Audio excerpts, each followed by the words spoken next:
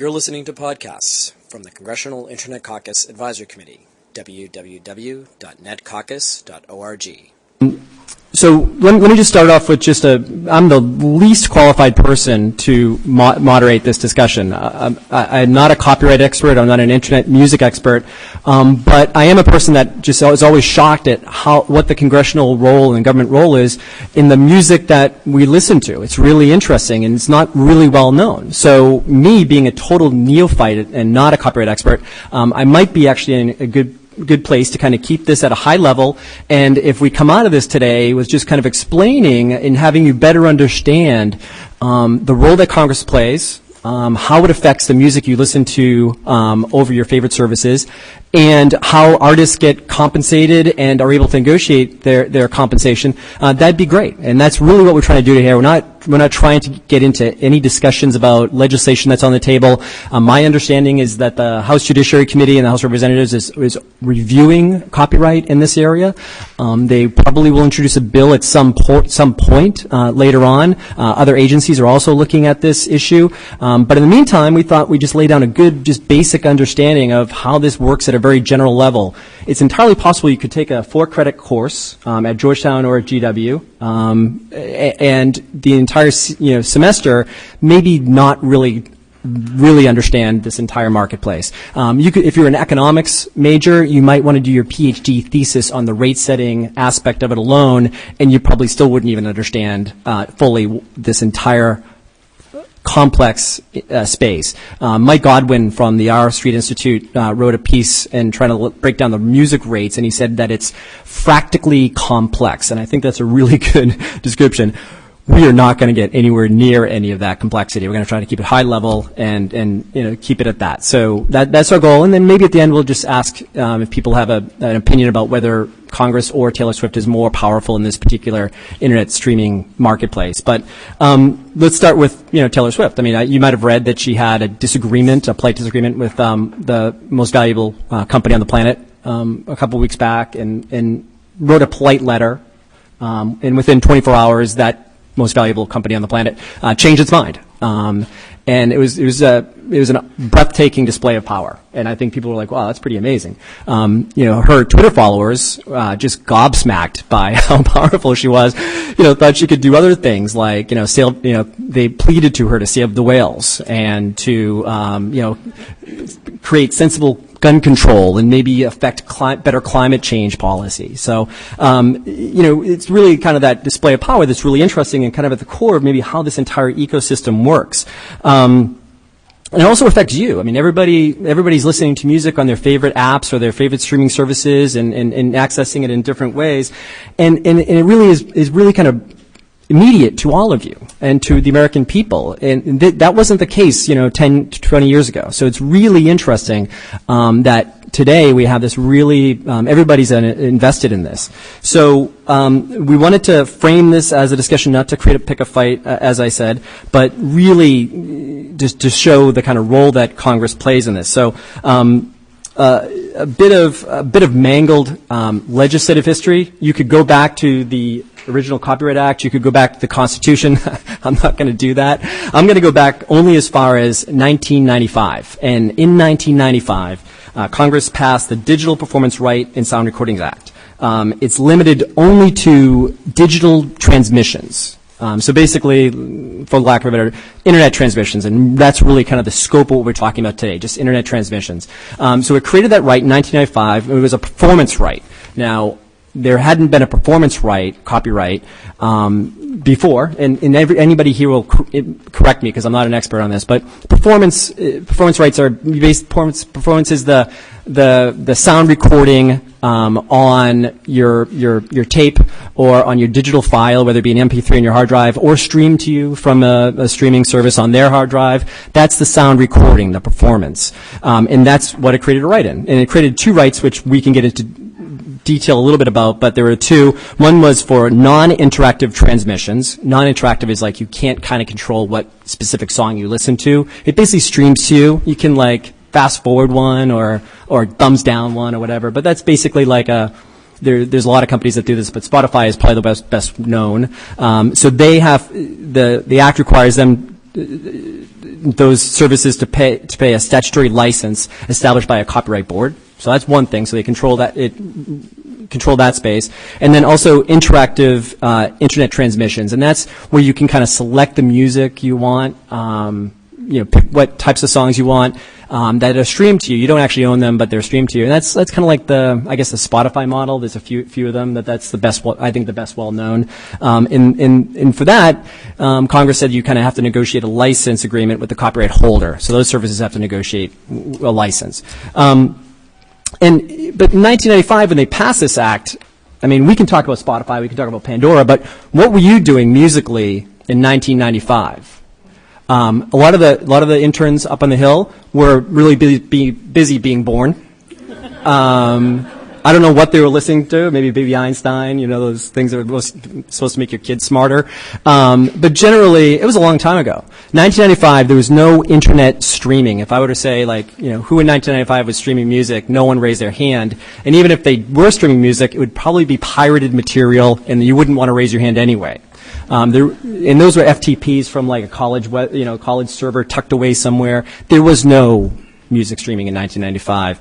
Of course, towards the latter part of that decade, you started to see like more and more sophisticated piracy. You also had the introduction of MP3 players. I had a Nomad. A Nomad by Creative. Other people had Rios. And what you would do is you would take your entire CD library that you'd collected all your entire life and you'd rip it onto your MP3 player that would only hold like 12 songs or something at a really low bit rate. And that was basically the life in the late 90s. In 2001, Apple introduced a massive iPod music player. The first iPod was a 2001, and you could cram your entire CD catalog into the iPod, which is pretty cool. And then in 2003, iTunes Store came out, and you could download songs, one song at a time, like 99 cents basically. Later it goes then up to 129. But that was pretty cool. But you kind of own that song, right? And that was the kind of the streaming situation or the internet distribution system of the day. And of course, through this entire time, piracy just kept going. I'm not saying that was running in parallel, of course.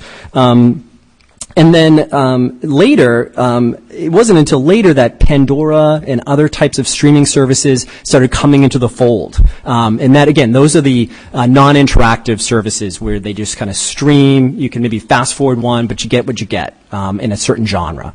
And that has grown tremendously over the past several years. And then while this was going in Europe, there was a company called Spotify, and what we would call interactive services where you could select what songs you want to listen to. Spotify was growing in Europe and kind of like finally washed on U.S. shores in 2011. So now we have this really amazing marketplace. It gets more and more interesting. And now what we're going to do is try to explain how Congress has a role in all of this.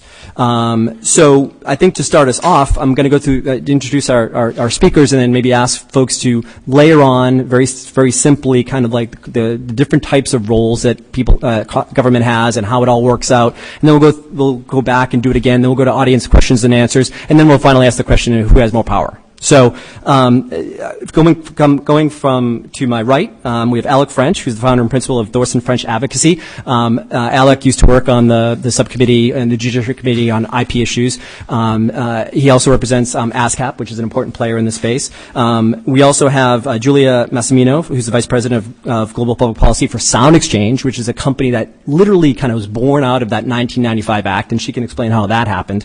And then to her right, we have Karen Erickson, who's with the Future Music Coalition, which is an interesting kind of advocacy group, but also does a lot of education and things like that. And then Jonathan Potter, who is with the App Developers Alliance, and we wanted to have Jonathan Potter here to kind of explain it from like the apps that are on your phone and how you kind of access these internet music services and kind of explain this in a little more detail. My understanding is that Taylor Swift was not available for this panel, which also says these are four really great speakers.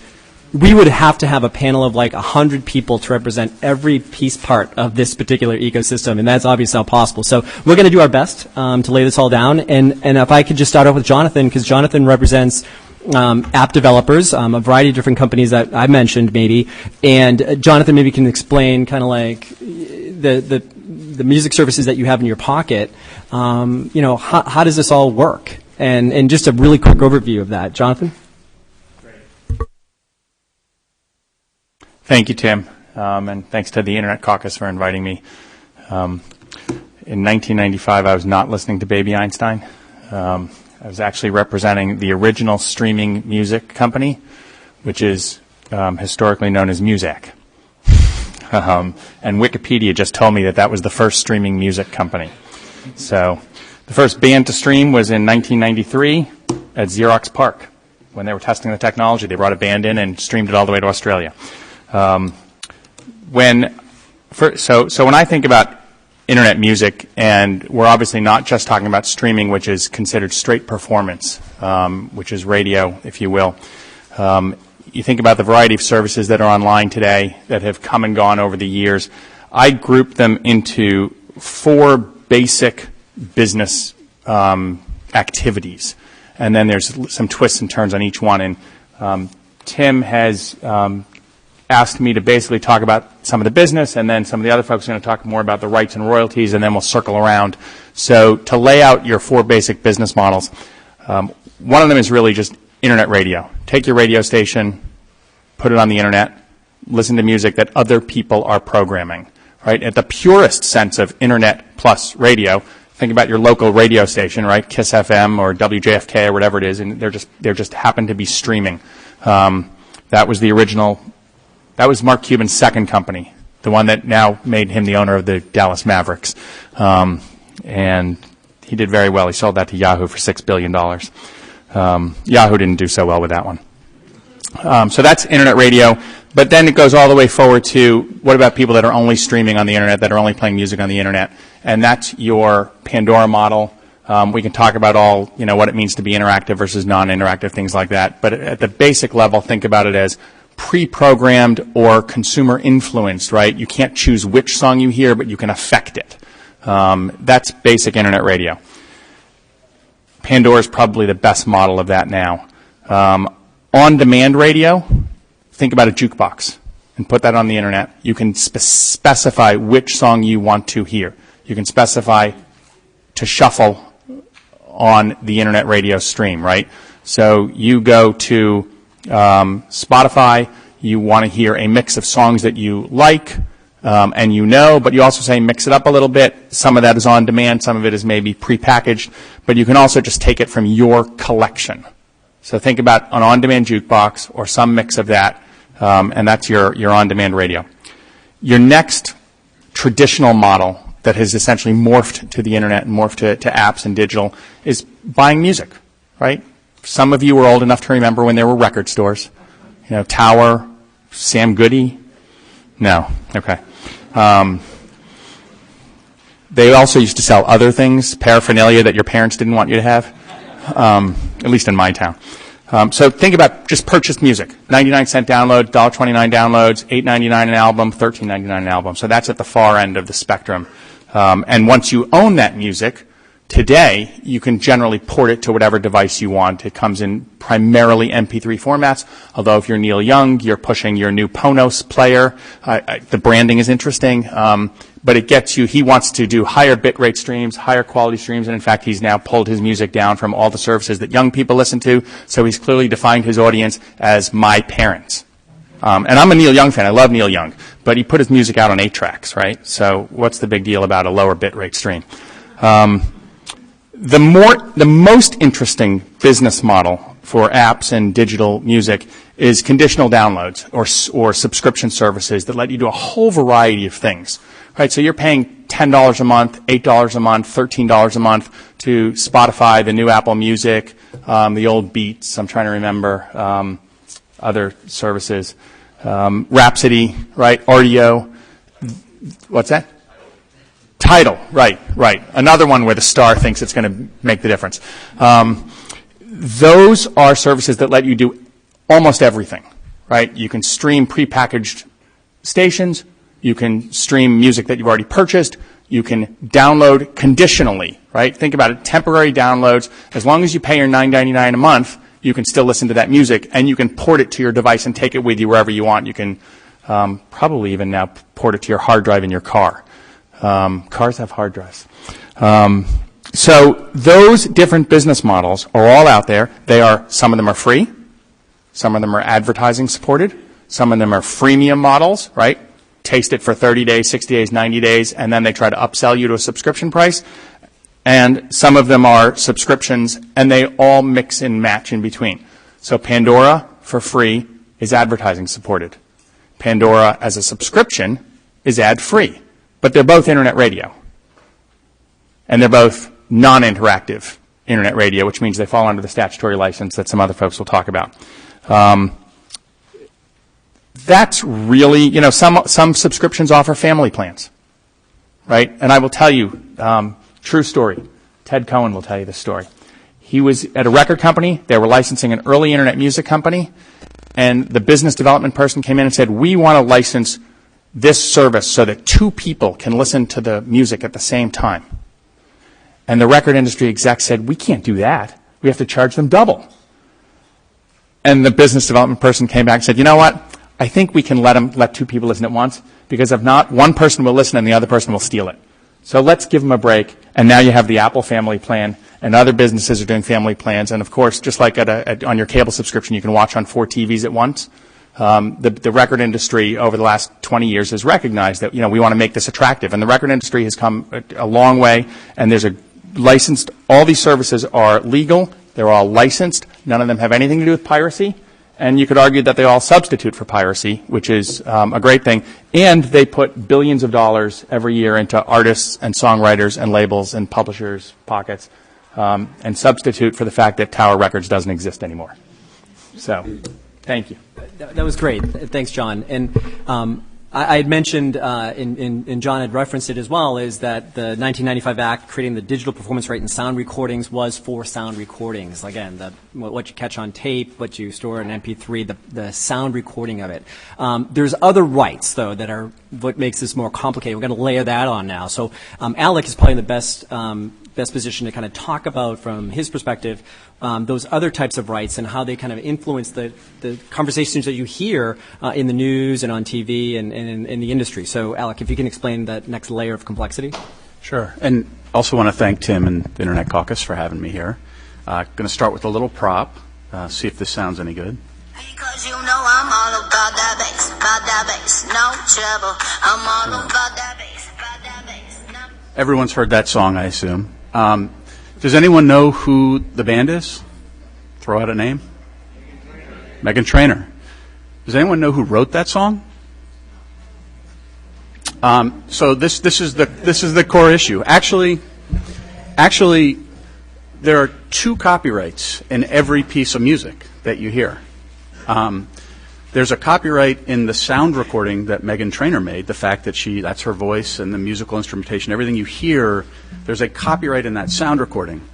But there's also a copyright in what's called the musical composition. Someone sat down, I'll tell you who, and actually wrote the lyrics to that song and wrote the musical notes that would be played by the different instruments.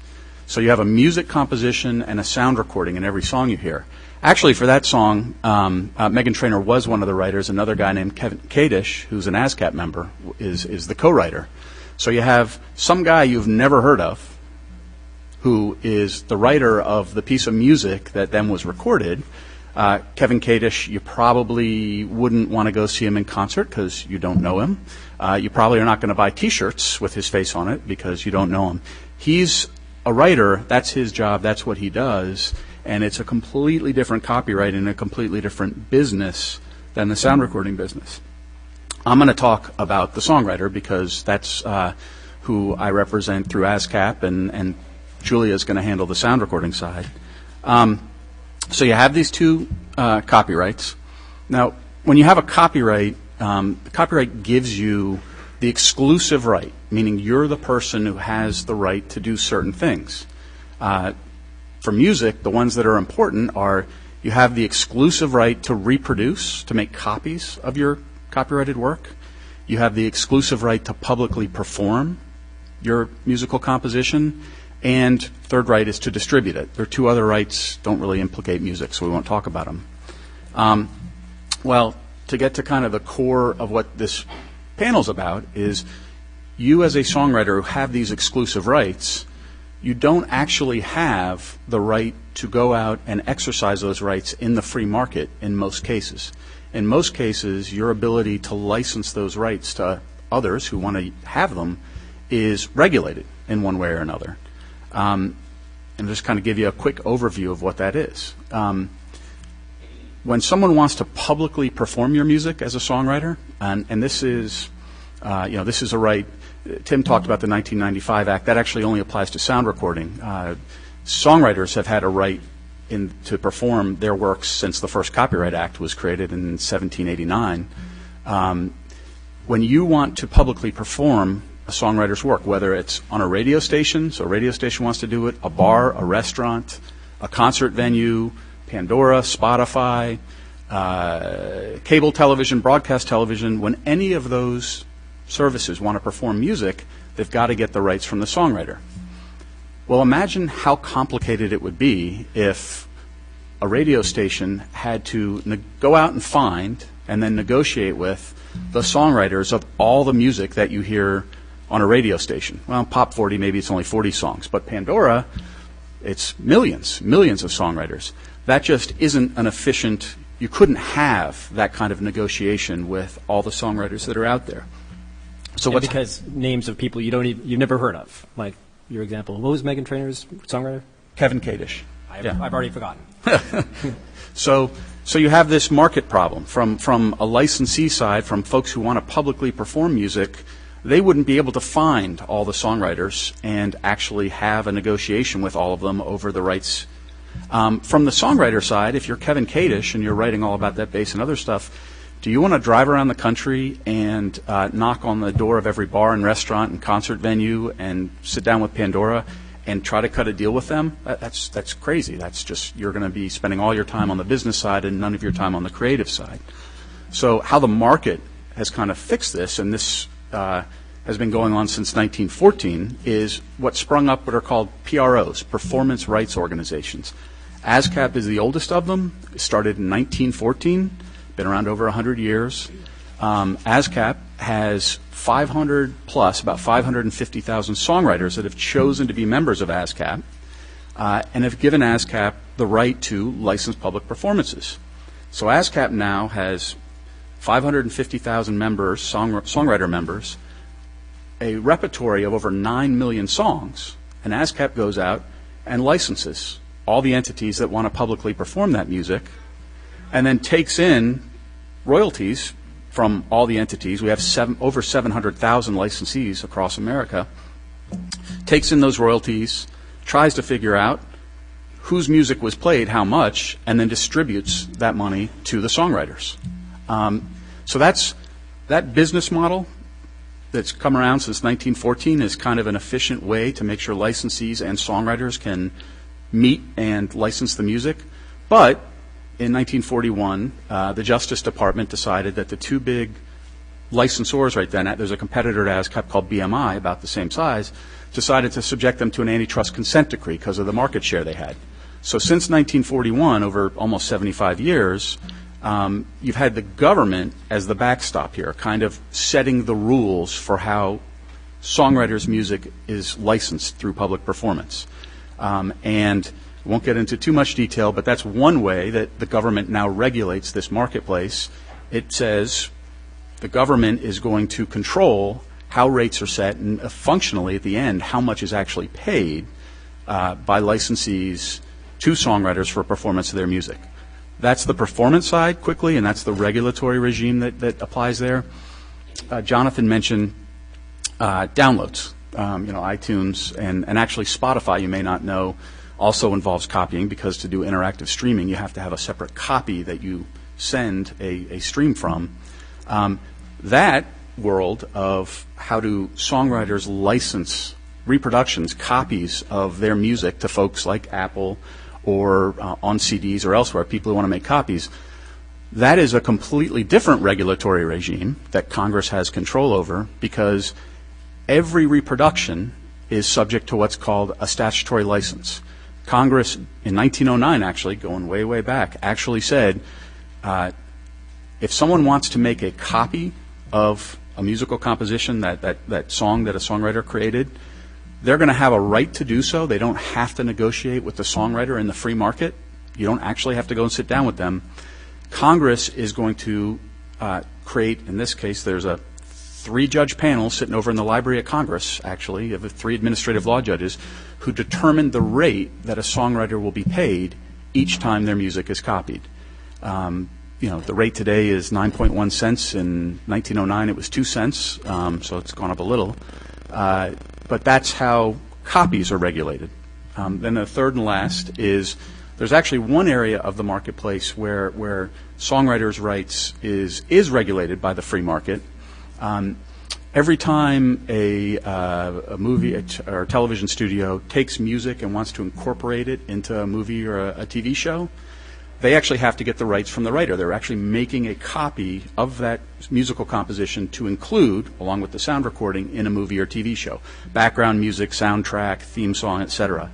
That negotiation between the producer of the TV or movie and the songwriter is a free market negotiation.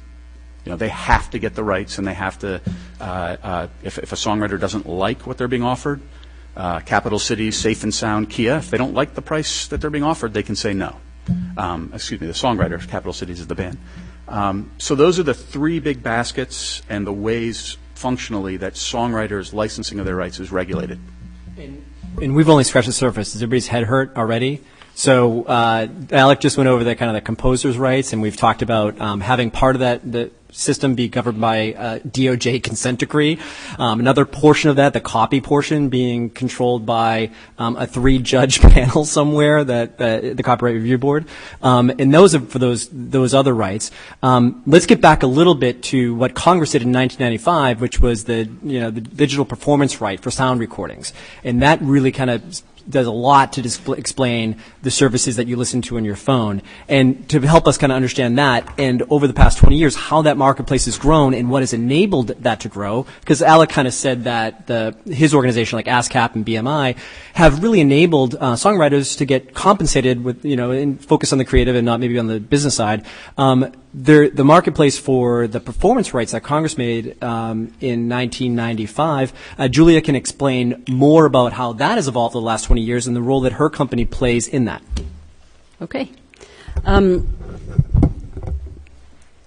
It's funny. So I thought I would have to lay a lot of groundwork here, but you guys have laid a lot of the groundwork for me. So Alec talked to you about the 2 copyrights in every recording that you hear. There's the composition, the notes and the lyrics, and the sound recording. And the sound recording is that recording artist's interpretation of that composition, and then fixed permanently somehow to be a recording. So before 1995 and 1998, before the performance right was created in those 2 laws, there was no performance right for sound recordings under federal law. But suddenly, in 1998, there was, and there was no one to collect the royalties for that performance right. And so as services developed, and as the need to pay royalties developed, the industry collectively created an entity to collect those royalties, and that was Sound Exchange. So initially, it was kind of this, in the corner of an office, a group of people trying to figure out how are we going to do this. As Alec was saying on the composition side, if you have to go to every person who makes a recording and every copyright owner and figure that out, that is very time-consuming and complicated, and we probably wouldn't have many of the services we have today if that was the way things had to work. So Sound Exchange was born, and in 2003 became an independent nonprofit collective that represents the entire recording industry. So signed artists, unsigned artists, megastars, local bands, major labels, indie labels. We represent all artists, recording artists, and copyright owners, which is normally a record label, but it can often also be the artist who decides to record for themselves and owns their own master recordings. So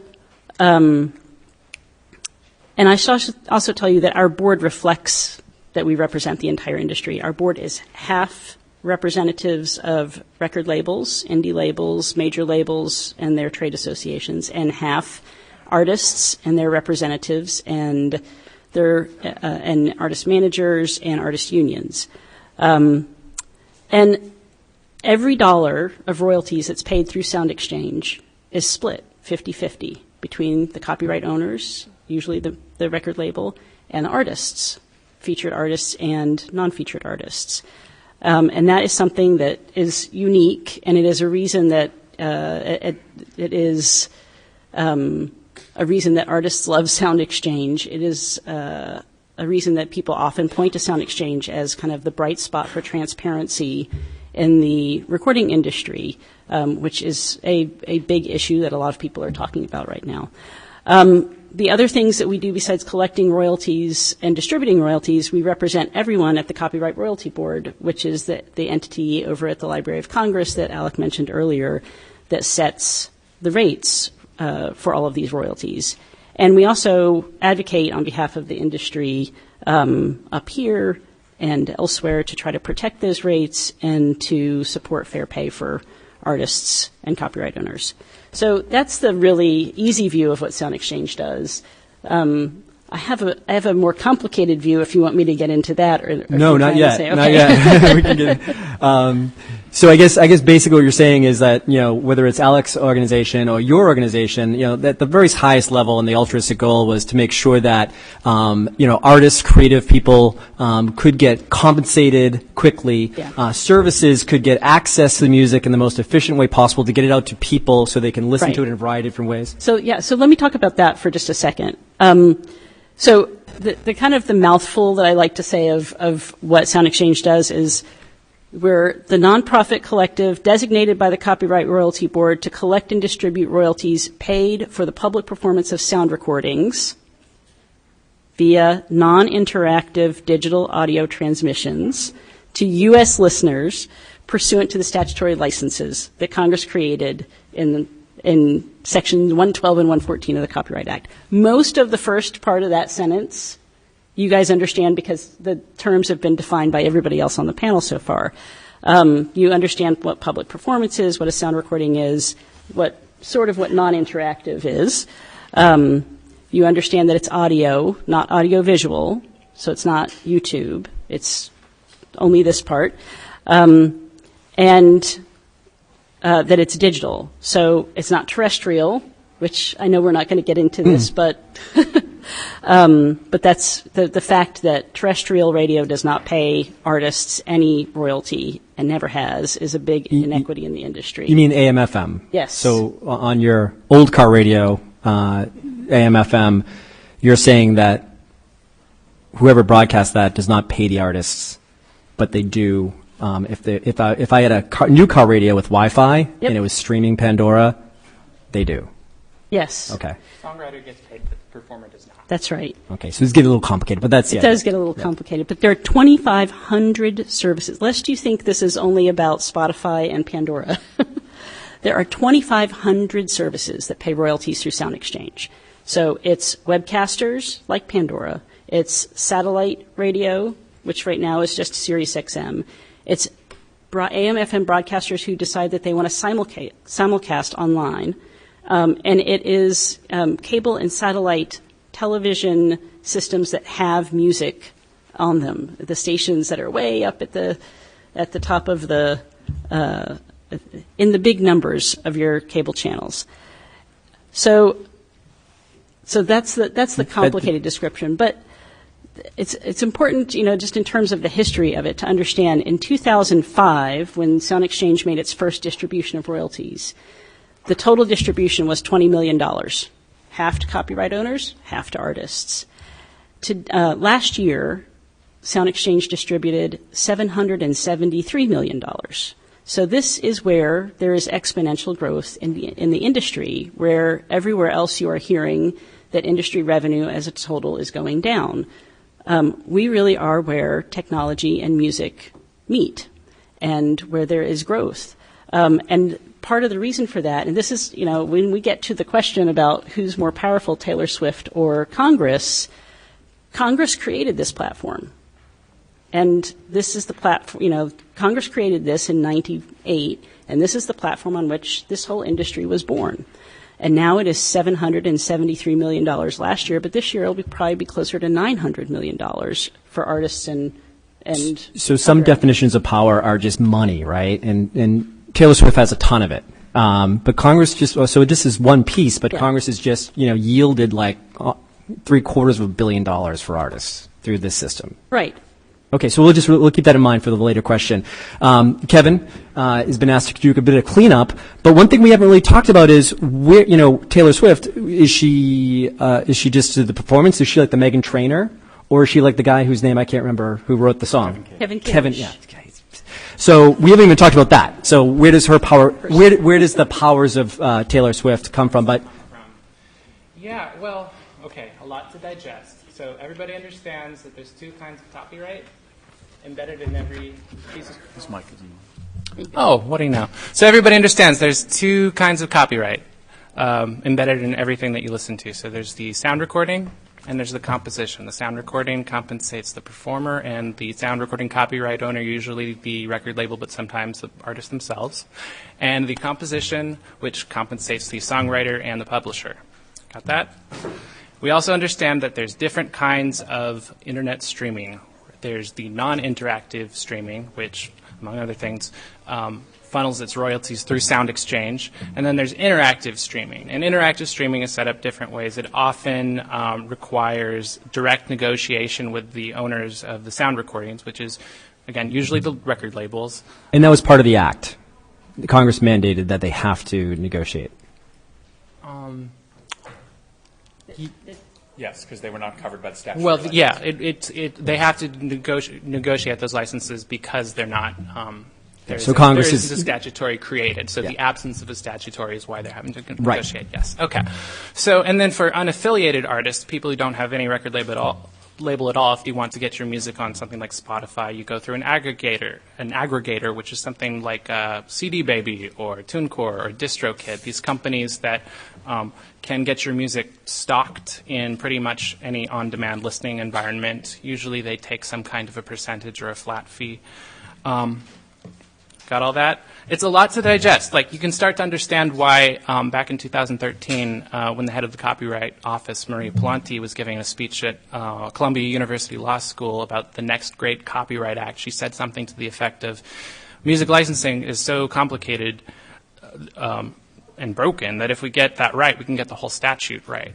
And there's a lot of truth to that, but for now, musicians are sort of doing their best to navigate all of this maze of different policy structures at a time when they're already often expected to do a lot more than they used to do, keeping track of all these different revenue streams and figuring out how to patch it together into something resembling an income.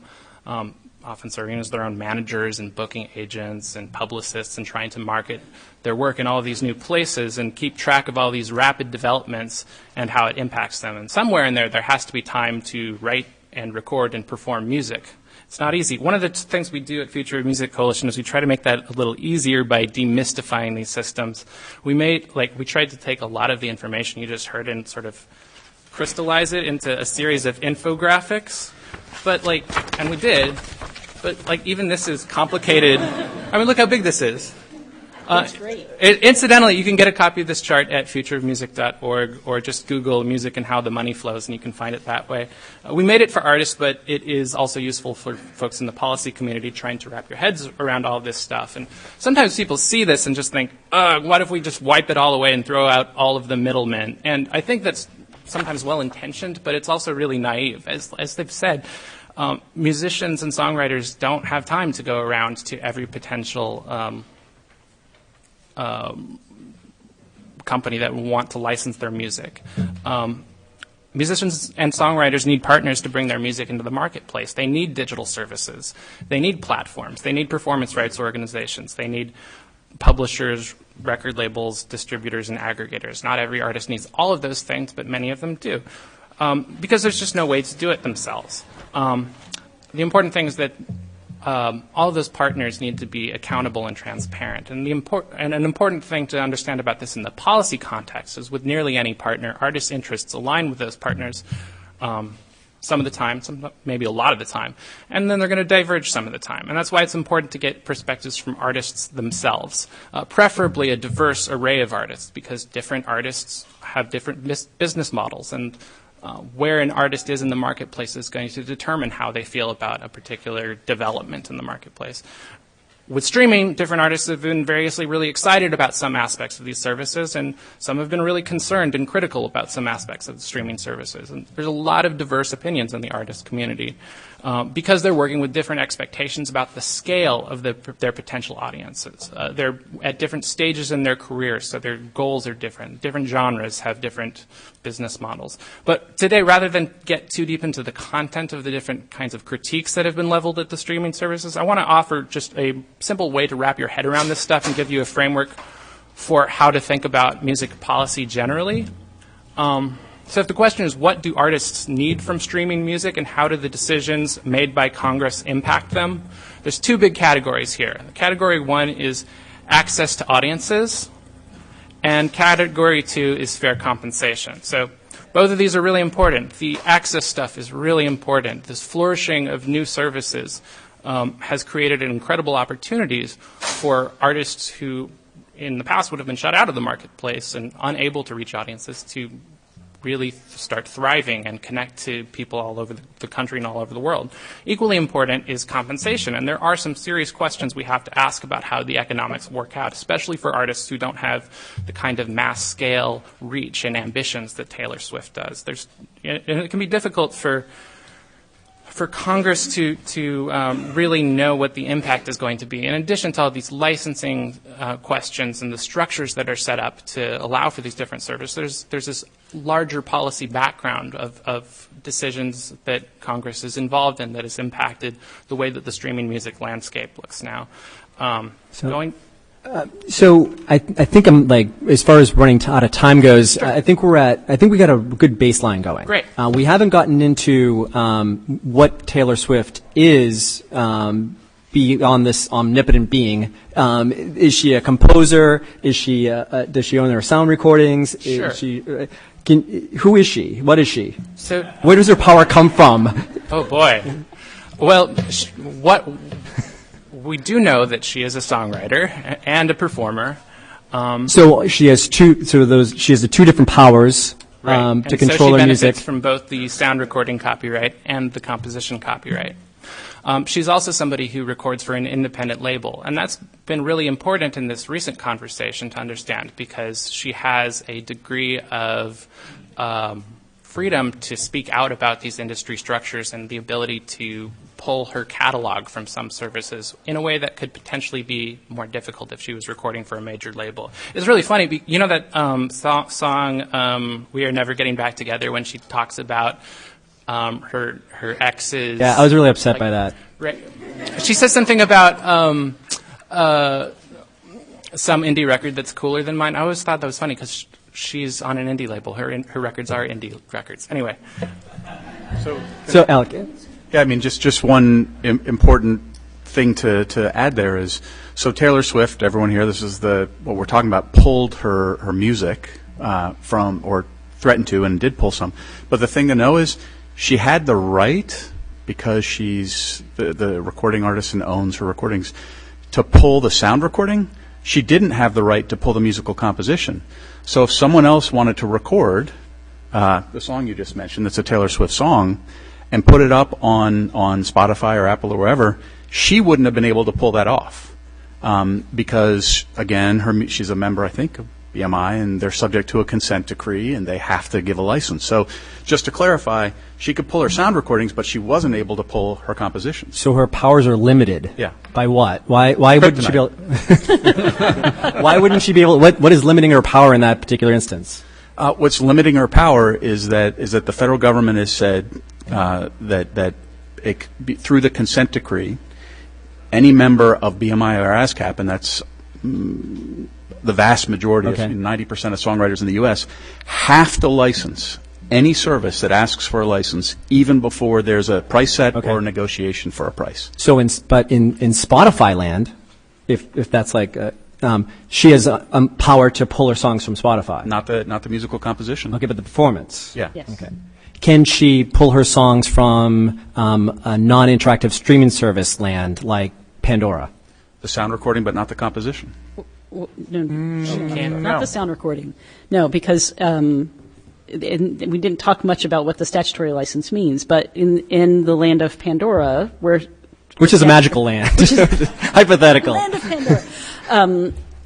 Where they are relying on the statutory license. The statutory license gives them access to every piece of commercially available music, as long as they pay the statutory rate assigned to them, and we can talk about, I think at some point we're going to talk about that a little bit. Okay. And no, the artist does not have the right. So Congress gave that invincibility to Pandora against Taylor Swift. Not just to Pandora, it comes but at a yes. price. It's to other streaming. It comes at a price. comes at a price. Oh, so get the price. And so we're just only scratching the surface about that. But those types of things, we could go through each service and talk about, whether she can, and then even experts can get confused about that stuff. There's a chart that Mike Godwin put together. It was like everybody's done a chart about like rates and how much this entire ecosystem is dictated by the rates that they charge, and what's is there a fair market value? Is it other types of economic analysis that yields?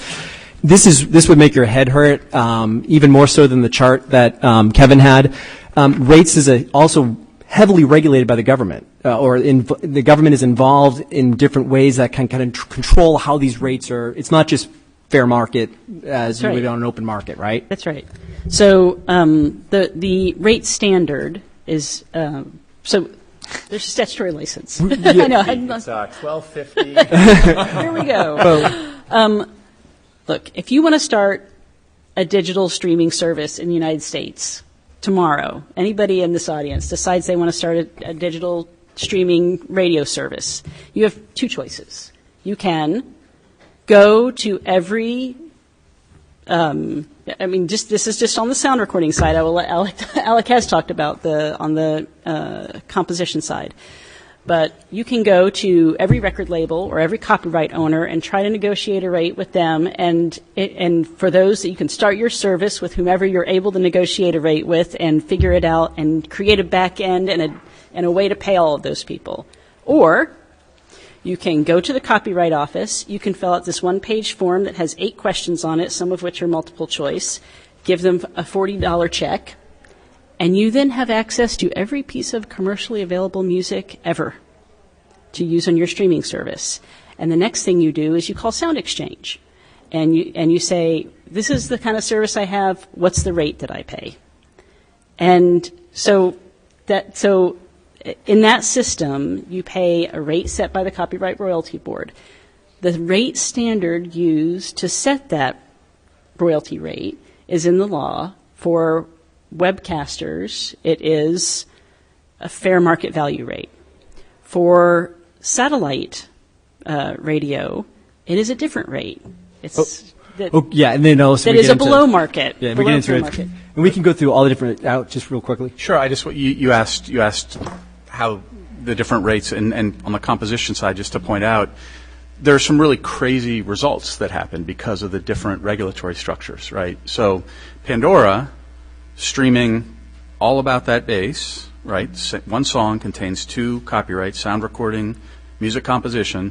Without the music composition, there'd be nothing to record. Without the song, there'd be nothing. Without the recording, there'd be nothing to listen to. What Pandora actually pays to the songwriter and the performer are completely different amounts. The performer gets 12 to 14 times more than the songwriter does, because we have these 2 different regulatory structures that use 2 different processes to set the rate. So there's some crazy results that happen by the kind of conflicting and differing regulatory regimes. And it gets even more complicated from there. I promised I'd go to Q&A. I have a hard stop at 1, but I have to ask these folks at the end of the conversation, and you should think about this too, who has more power, Congress or Taylor Swift. But I have time for like one question. Does anybody have one? The gentleman in the back, please make it a quick question and Do you guys find it interesting that in a transatlantic deal that nothing about music was involved, and what does that mean? In the new deal that Obama just signed? the translator. Teat? I'm not familiar with the deal you're talking about. Okay, let's go to the next question. Anybody have one? Sir in the front row. This discussion is about the composers and the artists, but it strikes me that there's another party in these transactions, which is people who buy them. If somebody goes out to buy a CD, they get tired of it, they give it to their sister, they get donated to a charity. You can't do that with a digital thing. And I wonder if you guys could address the sense of that. Digital product if you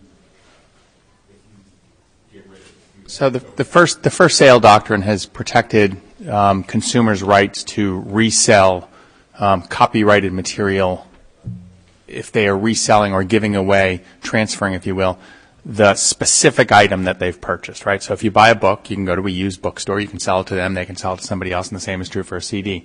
I believe that has been litigated a couple of times in the context of digital products, and the courts have, if I recall correctly, essentially said when you are giving away the digital download that you purchased, you are actually reproducing that download in order to give it away. So unless you actually hand somebody your hard drive, you are not giving away the specific purchased item. You're giving away a copy of that purchased item, and the first sale doctrine doesn't apply to copies. It only applies to the very specific item you purchased. And then it gets even more complex because you have to look at your terms of service. And it says buy this song, it could really just be a license, and you have to be very clear about that. It gets very complicated. There's been talk about having a first sale doctrine. We had a whole panel on that issue alone. That one question, we had an entire 60-minute panel on last summer. You can download the MP3 and you can own it, as far as I'm concerned. And you can give it away. It was on our website. The panel was called First Sale, No Resale. It talks about that very question, and and at the end, I asked the panelists if they downloaded something I mentioned the service, do they own it? And it was like copyright professors and they're like, I have to go look at the terms of service. I'm not sure. So it's really complicated, and that's a whole, again, this is complicated enough. That one's just one slice of the entire pie. So, but that's a great question, and the answer is not easy. So I guess with my 4 minutes left, let me just go down who wants to take the question first? Who has more superpowers in the internet music marketplace? Congress or Taylor Swift? Is there any limit to Taylor Swift's power? Well, I think Alec laid out, what the limit there is. While there is a statutory license, there is a limit because she can't take her recordings off of services that are using the statutory license. But if you want to take a crack at the rest of it. Sure. So on the composition side, clearly the government's more powerful. The government tells her she can't take her music off from as a songwriter. Well, she joined ASCAP or BMI. That was her choice. So she doesn't have to join one of those services. Because she actually probably could afford a bunch of salespeople to go around and license every radio station if she chose to. all 700,000. So that's true. She could also go to CSAC, which is not covered by a consent decree, and which now owns the Harry Fox Agency, and we can bang our heads some more. Because she is uniquely powerful, she could, just because of her sheer scale, she could rise above that particular regulatory environment. Well, any songwriter can choose CSAC, which is an unregulated, non-consent decree. Actually, CSAC is an invitation-only BRO. Not anyone can join. Okay. They decide who. I bet they'd give her an invitation if she wanted.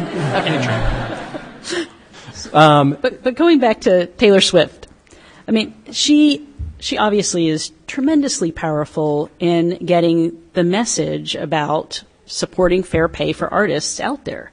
And Congress right now is looking at copyright issues, looking at music licensing issues, and we spend a lot of time up here talking about, look, there's one basic thing that we should do in music licensing reform. You should make sure that artists and copyright owners have the opportunity to get fair market value for their work. And that's the same thing she's talking about. Just beyond her rights in her music, she has influence. Yes. So if she wrote, similarly, she wrote that letter to the most valuable company on the planet, if she wrote a polite letter to Congress, would they turn around in 24 hours? I don't know. There are people in this room we could ask. I don't know. We write a lot of polite letters to Congress, and they haven't worked yet. So polite letters are always best. It's important to understand, at least with the Apple thing, the rest of the independent sector had done a lot of the groundwork for Taylor Swift before that letter was published too, and we should recognize the power that the independent sector has as well. I used to think Taylor Swift was an omnipotent until she got stuck on that elevated stage thing out at Nationals Park on Monday night. But she couldn't just fly off of it? But if we're going to use Taylor Swift as a proxy for artists, especially artists who are sticking up for themselves and saying that they should have a voice in how the new digital marketplace is structured and that it shouldn't just be about competing business interests, then I would say that the best outcome and the most power happens when artists and Congress work together and create some ongoing working relationships to establish some dialogue and craft some collaborative policy solutions. That's democracy, and that's where the real power comes from. Jonathan? I think the most powerful recording artists are the ones who can stop presidential campaigns from using their song without their permission, which we seem to have a problem with. But look, Taylor Swift is at a magnificent arc in her career where she has influence, which I think is not to be confused with power. So she certainly has. She can't undo the statutory license, and the statutory license pays her the very same amount per stream that it pays an indie artist who nobody's ever heard of for one stream to one person. So that's a pretty interesting limitation on power also. So, if I may jump into this, I think if you think about how the American public responds to those two different entities, in poll numbers, right? We can look at the polling for the United States Congress and what kind of lyrics they put out. It isn't so high, right? But I think, in poll numbers in the American public, I think Taylor Swift is clearly the winner in that one. But it's a really interesting question. Hopefully this served as kind of a baseline for, as Congress starts reworking some of these things and looking into them, hopefully this will be a baseline of understanding a little bit of that. You really have to get a PhD or take semesters of school for this. It's really complex, but hopefully everybody's invested, and hopefully Congress can come to a decision on things that are coming down the pike. So I want to thank the panelists and thank everybody, and thanks everybody.